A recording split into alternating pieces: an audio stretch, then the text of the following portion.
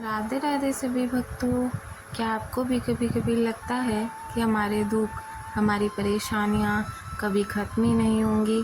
हम सोचते हैं मेरे साथ ही क्यों, लेकिन क्या आपने कभी गहराई से सोचा है कि गीता हमें इन दुखों और समस्याओं को देखने का नया दृष्टिकोण देती है। आज हम अध्याय 2 श्लोक 11, 12, 13 और 14 तक समझेंगे, जिसमें भगवान श्री कृष्ण हमें जीवन जीने का असली तरीका सिखाते हैं कि दुख स्थायी नहीं है और आत्मा अजर अमर है।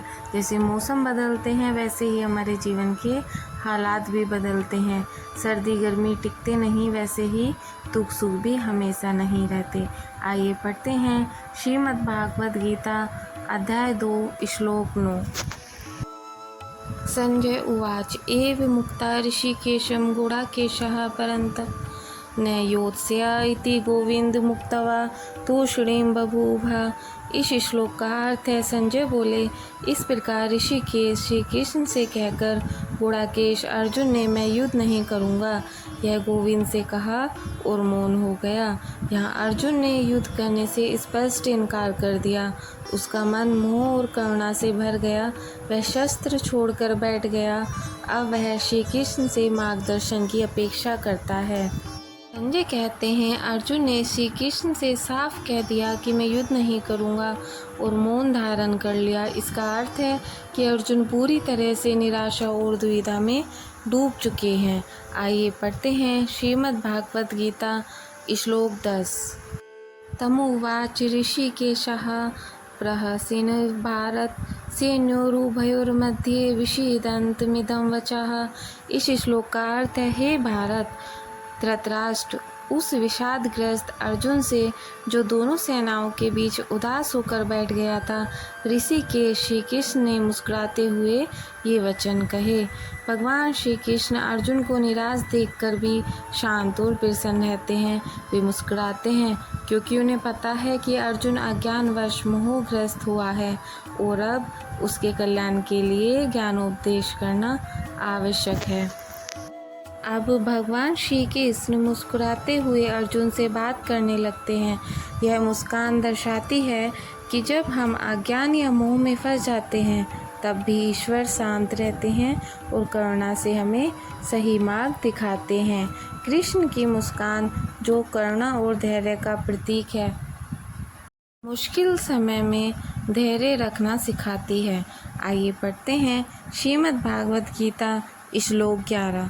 श्री भगवान उवाच अशोच्यानवो शोच्यतं प्रज्ञावादाश्च भाससे गतासून गतासूश्च नानु शोचन्ति पंडिताः। इस श्लोक का अर्थ है, श्री भगवान बोले, तू जिनके लिए शोक नहीं करना चाहिए उनके लिए शोक कर रहा है और फिर भी पंडिताई की बातें करता है।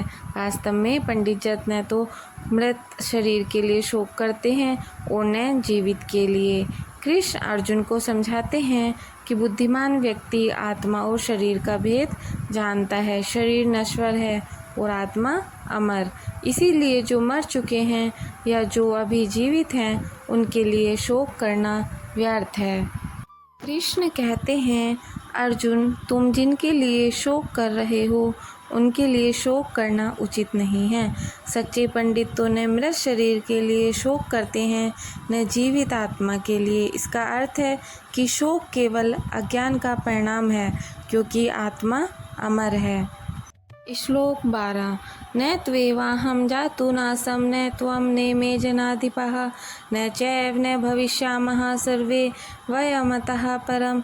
इस श्लोक का अर्थ है, नहीं ऐसा समय कभी था जब मैं नहीं था, न तुम थे और न ये राजा, और आगे भी ऐसा कभी नहीं होगा कि हम सब ना रहें।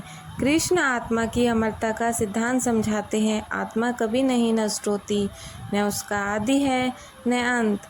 जैसे हम आज हैं वैसे ही पहले भी थे और आगे भी रहेंगे। केवल शरीर बदलता है, आत्मा अमर है। कृष्ण कहते हैं, अर्जुन, तुम जिनके लिए शोक कर रहे हो उनके लिए शोक करना उचित नहीं है।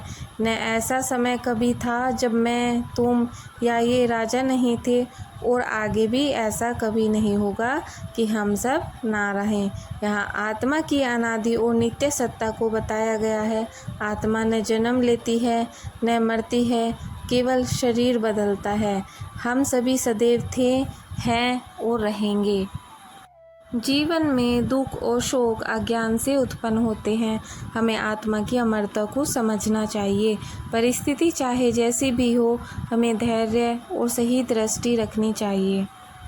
जब हम जानते हैं कि आत्मा न जन्म लेती है न मरती है, तो फिर डर किस बात का। हमें कर्म करने पर ध्यान देना चाहिए, फल की चिंता नहीं करनी चाहिए। अगर हम छोटी सी तकलीफ पर घबरा जाएं, तो बड़ी सफलता कैसे पाएंगे।